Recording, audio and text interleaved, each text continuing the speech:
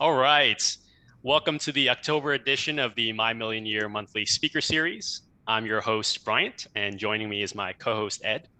We're both life coaches, and our goal is to help our community members realize and achieve their dreams.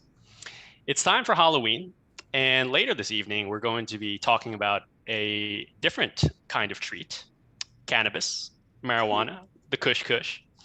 With a majority of support among Americans for marijuana legalization, and more states adopting laws for recreational and medicinal use, the case for cannabis really strengthens.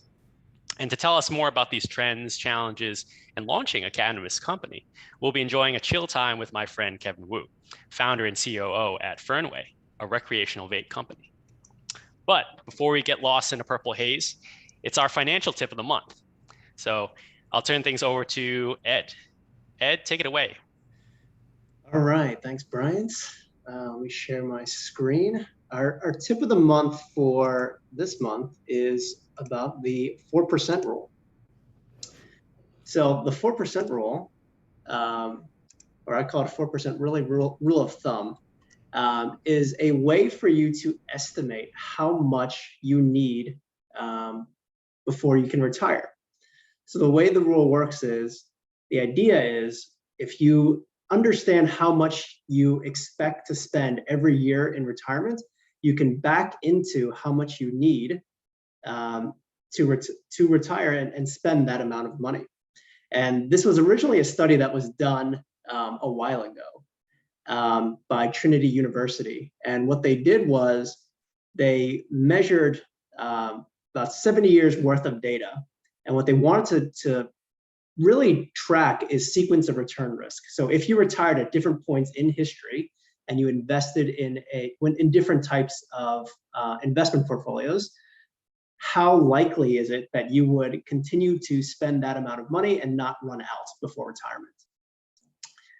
Some key assumptions during their study was that withdrawal rates not dynamic. So the idea was if you set your retirement spending at say 40,000 a year, they were going to make it 40,000 a year every year, regardless of what happens in the stock market. They also didn't factor in taxes or investment fees, but what they did factor in into this analysis is inflation. So you see in the chart here is essentially what they did is they tried to measure what the success rate is under each of these different types of portfolios over a 30-year retirement. So in this study, success just means you don't run out of money. So you'll see that at these different withdrawal rates, 4% being the first one here, for the most part, most portfolios have a very high success rate. And again, success just means you don't run out of money before the 30 years is up. So you see that about 100% stocks or 75 or even 50-50 stocks versus bonds. In all of those scenarios, a 4% withdrawal rate is pretty safe, meaning close to 90% of the time or 99% of the time, the stocks or the portfolio didn't run out of money across those 30 years. So you'd be able to pick one number and take 4% of that every single year for the 30 years and not run out of money. So this table on the right kind of shows you what this would look like. So if you kind of calculate that maybe you need only $60,000 a year in retirement, you can back into how much money you need right now to retire. So if I know that I'm only going to spend $60,000 a year in retirement every single year, including inflation, or you can adjust that for inflation. If I have $1.5 million, I can retire right now and be able to spend that $60,000 a year, which is a pretty great way to understand when you want to retire. So how does this work in practice? Let's say you want to retire in 10 years and you think you can live off of $60,000 a year in today's dollars. So if you're forecasting this into the future, you need to assume some inflation. So in this example, we'll assume 2% inflation. So $60,000 times 1.02 for the 2% inflation over 10 years, that's about $73,000 in 10 years from now. Would essentially give you the purchasing power of $60,000 today. And then if you divide that by the 4%, you can estimate that you need roughly $1.8 million to retire in 10 years and be able to spend about $60,000 a year every year in retirement. There are some caveats to this. So this study was only done for 30 years. So if you're someone who is interested in early retirement, say you want to retire at 40, chances are you'll live a lot longer than 30 years. So things become a little riskier now because the study wasn't meant for early retirees where you maybe have a 40 or 50-year retirement. So that's where I like to go and use other studies. But before we turn to that, I'm going to pause here and see if there's any questions from the group. Yeah, my question is, so it's called a 4% rule, but the 4%, does it represent, so in your case, the example of 60,000 per year, that 60,000 is 4% of your asset base or spending each year? Yeah, so you want to divide, if you know you want to spend 60,000, you divide by the 4% to get to back into how much you need right now in investable assets so that you can retire and spend that 60,000. Okay, but that 4%, it's not like 4% spending every year. It's just a method of calculation. It's a method of calculation, but okay, it is intended so that you are spending the 60,000. So you're not spending 4% of the 1.8 million. So let's say that 1.8 million grows to 2 million. Let's say you have a great year the next year. You're not spending 4% of the 2 million. You're spending 4% of the original amount. Got it. You can adjust it for inflation. So you'll adjust that 60,000 for whatever that year's inflation is, but you are not spending 4% of like, let's say it grows to 2 million. But on the other side, let's say for whatever reason, you're 1.8 million, let's say sequence of return, you jump in or you retire in a bad year, and now your 1.8 million is down to 1.5 million. The way the 4% rule works is you still can take out that $60,000. So that's actually more than 4% of your portfolio, but you can actually keep doing that. That's how this rule of thumb works. So you kind of keep maintaining that spend regardless of what's happening to your portfolio. Got it. I think the key thing here is you do have to factor in what the value of what you want to spend in like future dollars. So like as you mentioned in your example, if you're talking about $60,000 in today's money, you know, what is that going to be worth by the time you retire? That's the number you have to divide by 4%. Right. To get to the amount you actually need by retirement. That's so cool. I'm gonna now turn to a calculator that I like that I think really illustrates how this works. It's called firecalc.com, and I like this one because it actually has more data points. So this goes back from 1871 all the way through 2020. So this allows you to test more scenarios, and it illustrates it nicely. So let's say we keep with that example. Let's say we know that we want to spend 73,000 per year in spending, and we have that 1.8 million in investable assets. Now I can actually test this for 50-year retirement because there's more data points here. So let's say I retire early and I'm going to retire for 50 years. I can choose what my portfolio looks like. So in this example, 75% stocks, 25% bonds. And it actually shows you what would have happened if you tried this. Essentially, it's essentially what this is doing in this example is it's testing what it would have looked like if you had retired in 1871, 1872, 1873, and so on, and what would have happened given the different sequence of returns depending on when you retire. So in this case, the lowest portfolio value is -4 million. That probably wouldn't really happen. The negative is probably 0 is your actual lowest. The highest portfolio value in all these different scenarios is 32 million. So you start at 1.8, you could actually end up with a lot more. And that's actually what happens on average. And that was true of the Trinity study as well. On average, whatever you start with using the 4% rule, you'll end up actually having more money than what you started with, but that's on average.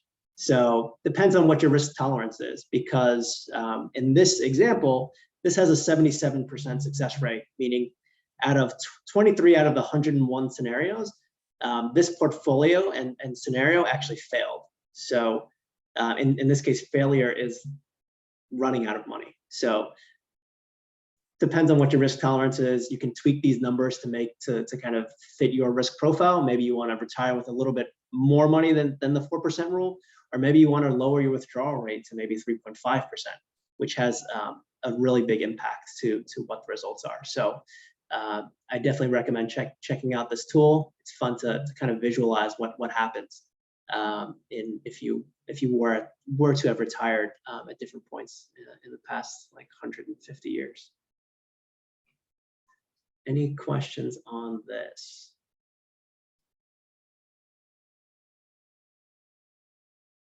All right. Do we have something in the chat here? Nope, we're good. Cool. I'll turn it back over to you, Bryant. Thanks, Ed. So it sounds like the 4% rule is a winning strategy to ensuring that you have enough when you're entering retirement. I know it's something that I also am tracking towards when I'm estimating my savings goals. So it's definitely a good rule of thumb to follow. Yeah, I mean, I feel like people think retirement is so long term, but if you kind of focus on it now, you can kind of back into maybe you only need to work 10 more years. You don't really need to wait till 65 or when people traditionally think of retirement to really retire. Just all goes back to the 4% rule of thumb, I like to call it. Exactly. All right, so now we're on to community building.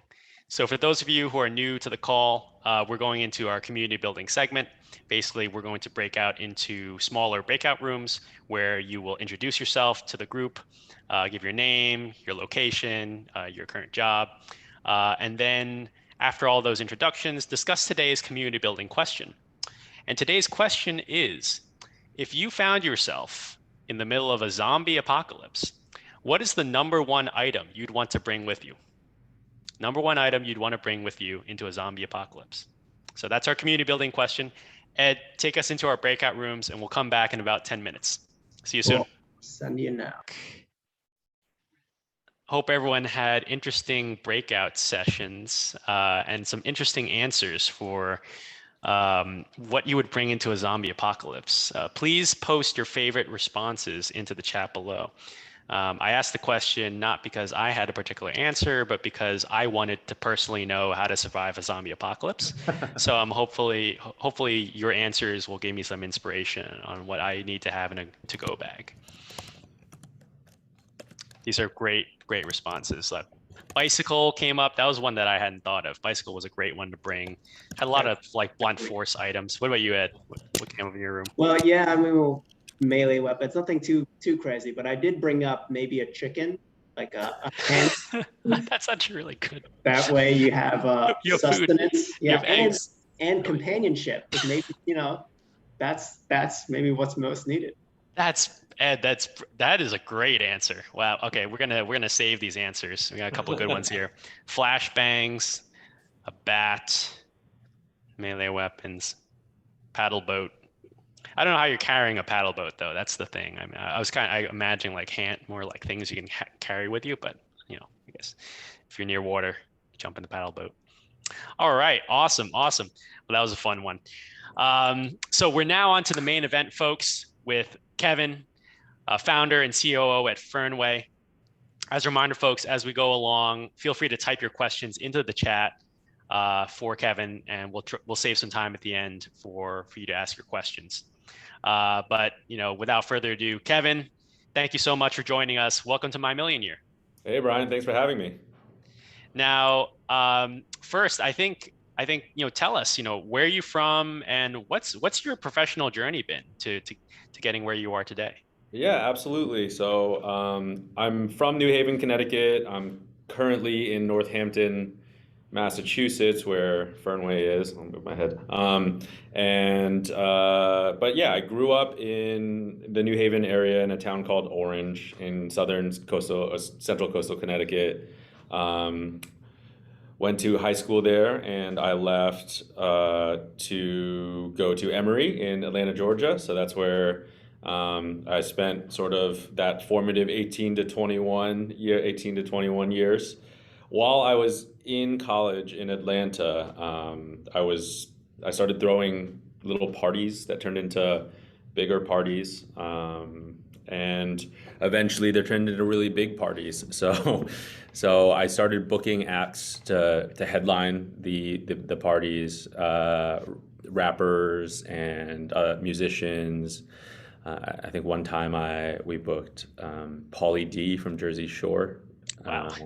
So it was a great way to spend college. And after I graduated, I was working for a few months as an executive recruiter and just didn't really care for it. So I quit and I just went back to throwing parties, but this time as a job instead of it for fun in college. And that was in 2011 when I had also grouped up with a couple friends and a couple investors, and we had bought a bar in Atlanta. And so we were opening this bar and I was throwing parties, and I fell in love with electronic music. And it was a Justice record and a Daft Punk record that really sucked me in. And I just really wanted to share it with the world. So I started booking electronic music acts in Atlanta, and electronic music sort of took off at the same time. It was the rise of EDM. And so these big music festivals started popping up, Ultra Music Festival, EDC. In Atlanta, we had something called Tomorrow World, which was the sister festival of Tomorrowland in Belgium. And so Atlanta was a really great really hotbed of activity for a lot of this electronic music. And so it was a sort of a right place, right time thing. But I started booking these DJs and in nightclubs and in concert venues and sometimes for music festivals. But in 2015, towards the end of 2014, beginning of 2015, I started realizing that it probably wasn't a sustainable lifestyle. I was up until 5 or 6 in the morning, 4 days a week. I really wasn't waking up before noon or 1 p.m. because of it, and I felt like a vampire. And I was on my other side of my 20s, and I was looking down the barrel of 30, and I realized I just didn't want to keep doing this forever. So I sort of worked on my resume for a little while and started applying to jobs, and ended up at EY with some familiar faces I see here. And I spent almost 3 years there doing some amazing work with amazing people. I really loved it there. I think in the financial services industry, it was really challenging and worked on interesting problems. But the siren song of the cannabis industry came calling, and the genesis of Fernway was really, let's see, I guess it was 2017, 18. 2018 was talking with one of my old high school friends, Kit Gallant, who I think Andrew here on the call definitely knows. And he was a lawyer at the time in New York City, and we were talking about what the rest of our careers looked like. And I think we both realized that we wanted to create something. For me, it was create something again. For him, it was create something in a new way. I really wanted to recreate the feeling of throwing events and creating joy and spreading joy. And I think it was really looking for something new and exciting to take on. So we started doing research, and the cannabis industry seemed like a really exciting new space. It still is, but especially at the time, it seemed really new and exciting. And we started exploring the industry and looking for openings. We eventually looped in another one of our high school friends into the conversations, Liam O'Brien, and we just started chatting about what our opportunity would be. And we decided that starting a cannabis vape company, might be a good place to start. And so we started looking into it and exploring. We realized that we needed some hardcore finance skills added to the team. And so we started looking for that person. We got connected to our current CFO, David, through Kit's little sister, and that's how the four co-founders met. So Wow. Kit, Liam, David, and I officially started our journey together at the end in October of 2018 was when I met David. And so that's how Fernway came together, and we started working on it, and here we are today. I guess that's almost 3 years later, or around 3 years later, and it is and Fernway is quickly approaching my longest tenured job. Not yet, I think maybe like in a year or a year and a half, it will supplant throwing parties. That's incredible. No, thanks for sharing that journey, Kevin. Yeah. And it's kind of interesting. You really, in describing your path, you've kind of always had entrepreneurship kind of in your blood. Since graduating, and it's interesting, that your motivation was about bringing joy to people, and that's pretty clear. You love throwing parties. You got into EDM, and then you got into cannabis.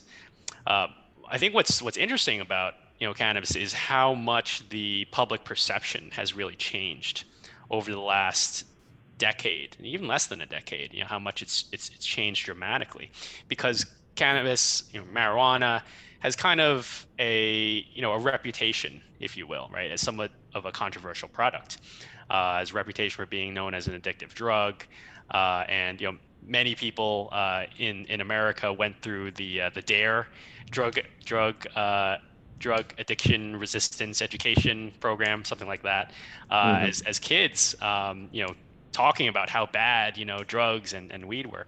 What are your thoughts on that? What are your thoughts on kind of the reputation of cannabis over the years? Yeah, absolutely. So I myself grew up in a household where cannabis wasn't it's not that it wasn't used or acknowledged. It was completely taboo. I think maybe other Asian American first gen kids can relate, but this definitely wasn't something where I had like ex-hippie parents, and this wasn't something I grew up around. Overall, the topic of marijuana as a substance, or cannabis as a substance, I think there's a lot of studies that need to be done to exactly determine what the dangers are. But the science that is there, in my mind, really all points to the fact that it is less harmful than a lot of other substances that are already available to the public in both medicine or just recreationally, i.e. alcohol. And the most compelling point, though, to me was a Department of Public Health study that Massachusetts did right before deciding to legalize marijuana. And what the study said was that for adults ages 18 and up in the Commonwealth of Massachusetts, even in a state where it is completely illegal, and this is before they open up the medical market, 20% of the adult residents of the Commonwealth, the state of Massachusetts, regularly consumed marijuana. And so regardless of anybody's opinion on whether it is good for you or is bad for you, it is undeniable that people consume cannabis. And the safest way to let people consume cannabis, if they're going to do it regardless of the legality, is to prop up a market that is regulated with products that are tested for toxins, for heavy metals, for pesticides, and then sell those products in a market that can help generate revenue for the municipalities and the local governments and eventually the federal government. Right. Yeah, and to not allow that money to flood into the black market for bad actors to gain profit from. So we at Fernway and sort of see ourselves as the solution to a lot of the negativity surrounding cannabis, because as a regulated company in a recreational market in Massachusetts, we're regulated by the Cannabis Control Commission. That allows us to operate in the public's eye under the scrutiny of the laws that the people sort of agreed to be passed. And so from my perspective, I see the current state of cannabis sort of very similar to the United States emerging out of alcohol prohibition, where there may or may not have been good, or there may or may not have been legitimate reasons why alcohol was banned back then, but ultimately it was still being consumed, and the safest and best thing to do for society was to be able to open that market back up. Right, right. And so by doing that, and it's clear that regulating a product brings certain benefits. Making it transparent, making quality, safety, a priority for these things, which makes it a lot more manageable and a lot more palatable for people. So in bringing it into kind of the regulated market, with more and more legislation coming out, cannabis seems to be emerging more and more as a business like any other. Tell me about some of the business challenges you've had, in starting Fernway. I imagine raising capital, fundraising, may have been a challenge for you in the beginning. Is that right? Yeah, absolutely. When Fernway started, we were just four guys with an idea, and that was really it. We had quit our jobs by then, but to really show that we had all gone all in on the idea, but none of us had started a cannabis company before. And that's the interesting thing about the cannabis industry, is that almost nobody comes from the cannabis industry. It's brand new. So coming in with no experience, while in other industries it may have been a non-starter, in cannabis we were just the ones who were willing to take the risk. Right. So fundraising was definitely a challenge. We got the door slammed in our face many times. I think by the end, when we tallied everything up, we were not quite 90% no's, but we were like high 80% no's. Right. So we got used to hearing no a lot. Another challenge in fundraising that we sort of faced was the folks who are willing to invest in cannabis companies. Sometimes they want too much. They want too much control, or they want to influence decision making. And so the way we sort of found our investor base was through personal connections and through personal networking, and finding high net worth individuals with whom we could build relationships with, pitch the business plan, have them get to know us, and invest in us as individuals. So with the four co-founders, we have a private equity guy, a former attorney, a former management consultant, and a marketing executive. And so on paper, it seemed like a team that could execute on the vision. And when we're comping to other cannabis companies, the caliber of folks who want to start cannabis companies varies wildly. And so we were able to really state our case and state a reasonable one, with reasonable projections and a well thought out business plan. And we were able to convince enough people to sort of take the chance on us. And now, how big is Fernway now? How many employees do you have? Yeah, so we started with the four co-founders, as I mentioned. We launched in December of last year with our first 4 employees. So we were a company of 8 people. And now it is end of October, and we are 32 people. Wow. So it's growing. That's within a year. Yeah, absolutely. So we're hiring a lot. You can check our website or check out Indeed if anybody's looking for a job. But yeah, we're growing quickly. It's really exciting. We started with needing production help, workers for the production line, working in the production setting, and now we're looking for all sorts of help, finance, supply chain, IT, HR, and to your point earlier, scaling this business, now it's to a point where now we're a 30-person company with ambitions to become a 50-person company, a 100-person company. The challenges that we face growing are very similar to any other company. Finding qualified candidates to fill our roles that we have open in our company, scaling our IT infrastructure, choosing the right applications, making sure we have good data integrity across our systems. All of this stuff that I remember from consulting is all of a sudden it's super relevant again, but Right. in a totally different way. So it's exciting, it's challenging, but in a weird way it feels familiar. Right. You're really getting to apply your skills from all aspects of your career into Fernway, into growing this business. Oh yeah, just the other day I threw together a poster for one of our dispensaries, and it was just like putting together an old concert poster, you know? Nice, nice. Yeah. Now we've had a lot of serious business talk. So like I'm sure the audience here wants to hear some of the fun stuff. Tell us about your products. Yeah, so we manufacture cannabis vape products. So they're here I've got this is an empty one, but this is what it looks like. And so the product is divided into sort of two components. There's a battery, which is a rechargeable lithium-ion battery, and this cartridge, which is where the cannabis oil is stored.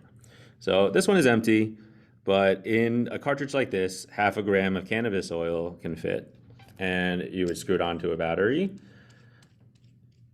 and then you would just hit the button and inhale. So it's a pretty approachable way to consume cannabis. There's no fire. There's no need to roll something, and the dosage control is really nice. People really enjoy being able to just take one hit or take 3 hits and be able to put it down and not feel like a commitment to finishing a serving. Our products are made with cannabis oil called distillate, which is highly refined cannabis oil.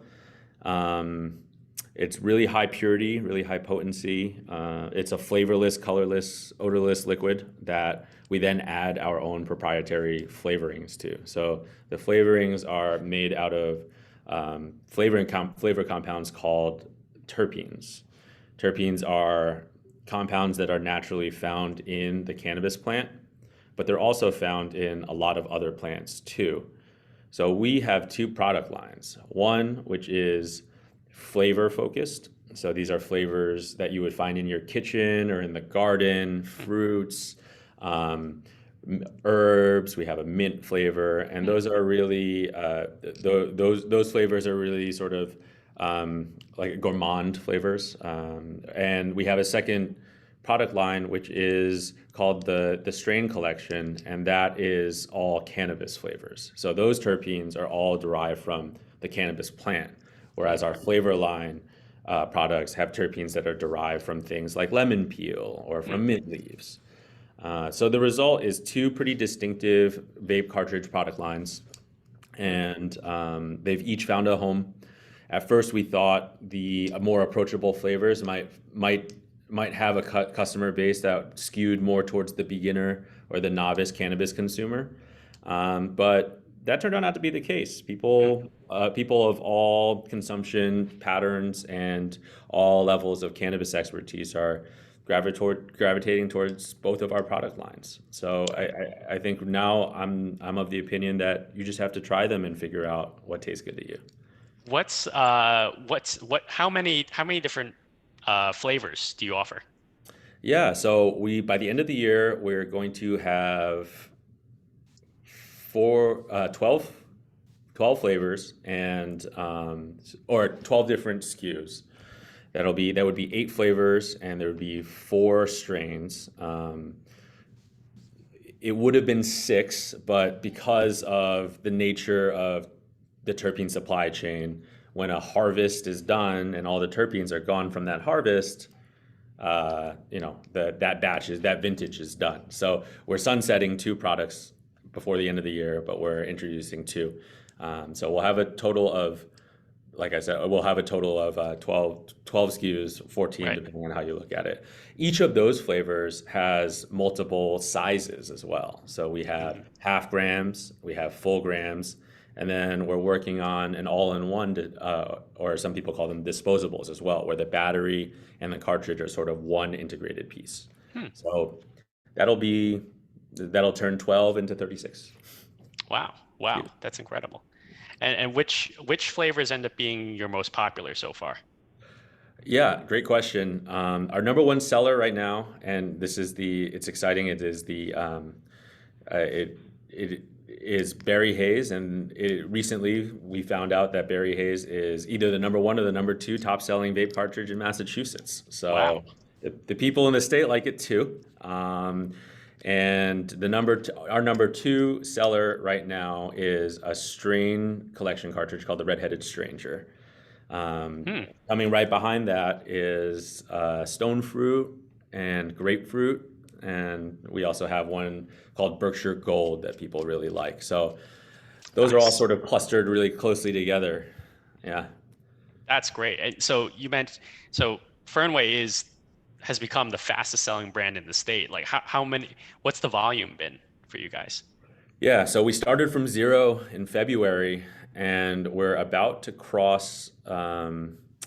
We recently crossed 200,000 units sold in the market. Wow!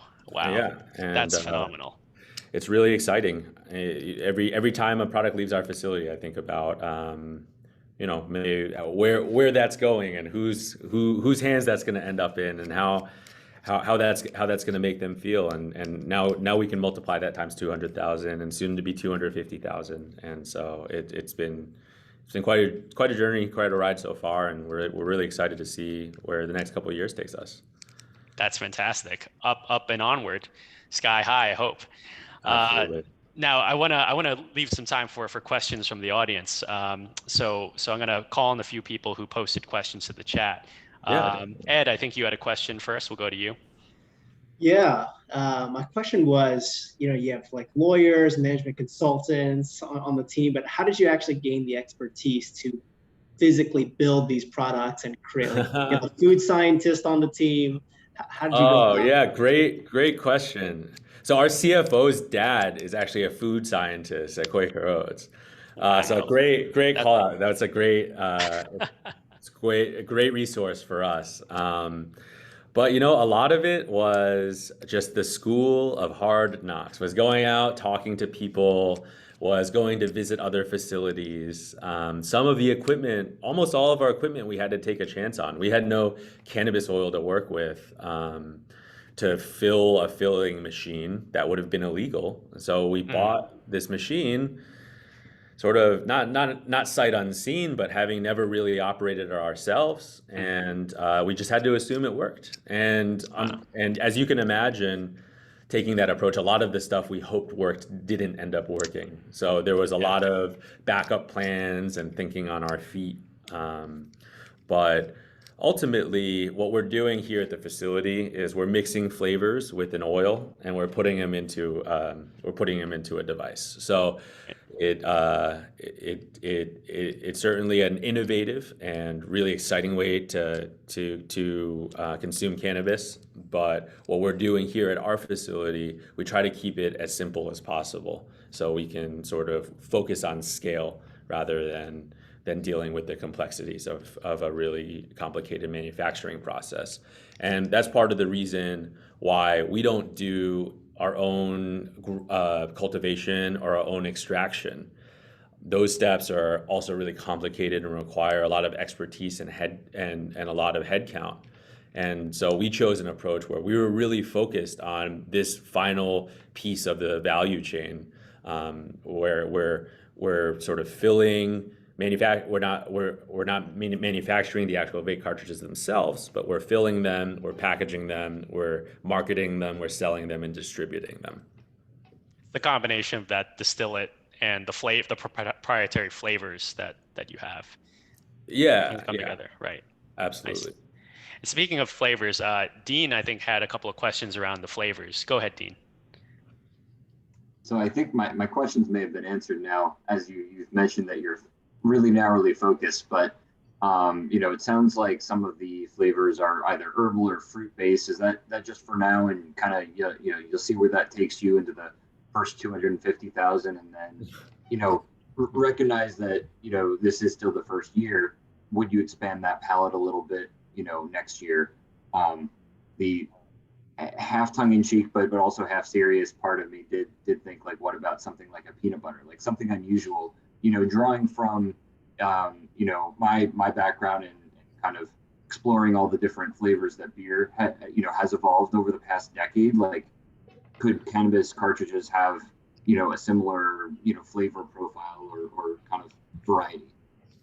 Yeah, absolutely. So I think it's a great analogy. With the sort of microbrews, and I know, Dean, that you've sort of dabbled in home brewing, so you're very familiar with all of these flavor combinations. With the thing about terpenes is that they're fairly limiting in the profiles that you can create compared to something like food flavoring compounds, where you can get really precise. So creating blends that are really palatable is a big R&D lift. That being said, we're totally working on expanding our flavor line. Right now, it's a really big priority of ours.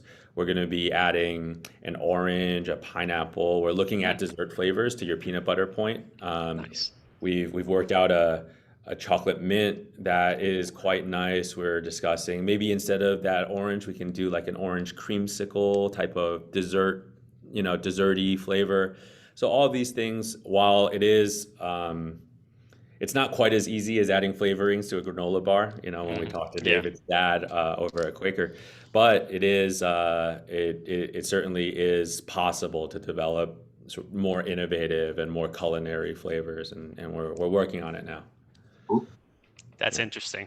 That chocolate mint combination has me thinking, crossover with Girl Scouts of America. I don't know. I don't know how big of a fan they would be of that. There was I don't know if you've seen any of these articles since the recreational markets have opened, but every year there's the article about the troop that sets up the Girl Scout cookies in front of the dispensary and makes a killing. Right. Yeah. So maybe there is room to work together there. Some truth there. Andrew had a question. I want to turn over to Andrew. Go ahead. Do you want to ask your question? Yeah. So Kevin and I went to high school together, and I was by far not cool. I mean, I'm still not cool, but at least I know what Justice is my favorite group now. So the Justice and Daft Punk are for sure amazing. So great taste. And then finally, it's actually funny because my best friend also went to high school with us. He was the one who always phrased it. You just have to learn how to do this stuff responsibly, as the phrase. But I was wondering why, because I prefer edibles. Like there's Kiva, they're a big brand, right? Yeah. They have mints, they have gummies, right? There's smokies. Like I'm here in California, and it's impossible not to hit a dispensary. But why did you choose vape products over edibles, let's say? Yeah, we saw a real opportunity to build a brand. I see a lot of edibles, and Kiva is definitely an exception to this, but the markets flood with mints and gummies and chocolate bars, and ultimately it's a really big challenge to distinguish yourself in a sea of very similar products. With the vape market, while there definitely is competition as well, there's very few brands, especially in Massachusetts, that are solely focused on the vape category. And so just dialing in all our focus on this and spending all of our R&D cycles and energy and marketing supporting this one subcategory has really allowed us to float to the top pretty quickly, and not have our wires crossed with having to produce other products. So the exclusivity is because of that, and then for vapes, it was really the opportunity to build a brand. I know we're going a little bit over, but there was a good question in the chat that I also wanted to ask. So DG, are you still on? Do you want to ask your question? Sure. So obviously, and Kevin, you mentioned this earlier, that there is still a stigma associated with weed, cannabis products, and whatnot. So I also know that I think, at least in the past, I don't know if it has changed with new legislation that's currently in the works, but on the banking side of things, because I think a lot of banking institutions are actually prohibited from opening accounts for companies that do business in the sector. So my question is, were there any issues in trying to find a banking institution for Fernway's accounts? Yeah, so that great question. Absolute short answer, absolutely yes. We can't bank with any bank that is FDIC insured or federal banks rather. So what we work with is state charter banks, and they work with us to provide all the banking services for our company. There are a whole host of challenges. There is a whole lot of scrutiny around our business, so much so that taking on a cannabis client necessitates hiring a full-time employee on the bank side to just sort of monitor these activities. They help. We have to clear every vendor that we do business with the bank previously, and then they do a KYC check. When we do international business, which we do quite a bit of our packaging and our hardware is made in China. It is very challenging to clear those international vendors. There's a lot of due diligence that we have to work with the banks on, so they feel comfortable with all the money sort of flowing in and out of our accounts. Compared to other markets, though, the more, shall we call them, traditional recreational markets, it's a lot better than the challenges they had to face. We don't deal in cash at all. When we accept payments, it's checks, it's wires. We heard lots of horror stories before we got started of companies in California dropping products off and having $20,000 of cash in a duffel bag, $50,000 of cash in a duffel bag, and having to drive that back. And then what do you do with it? It's got to go in a safe. It's got to be counted. So we feel very fortunate that we don't have to deal with those challenges, and those challenges were sort of tackled by the earliest entrants into the industry. But we face a lot of challenges that are specific to the cannabis market, not just on the banking side, but not only are we restricted from having a Chase or a Wells Fargo or a Bank of America account, we also can't buy ads on Facebook or Instagram. We can't buy placements with Google AdWords. There are a lot of advertising restrictions around cannabis still, and so until those get figured out, and the banking opportunities open up and the restrictions start to loosen, the cannabis industry is really going to be treated very differently from any other industry, even including alcohol, which has quite specific and pretty specific regulations as well. Got it. That makes sense. Thank you. That's really interesting. So I think, as we sort of wrap up here we're at the top of the hour, unfortunately. Maybe the last question I have for you, Kevin, good one to end up on. It's like, where do you see yourself going in 5 years, and where do you see Fernway going in the next 5 years? Yeah, this is an exciting question, and with an exciting answer. We'll be looking at expanding our markets. Right now, we're a Massachusetts only company, and that's because each cannabis market, it's still federally illegal, so each cannabis market is regulated state by state, and there's no interstate commerce allowed.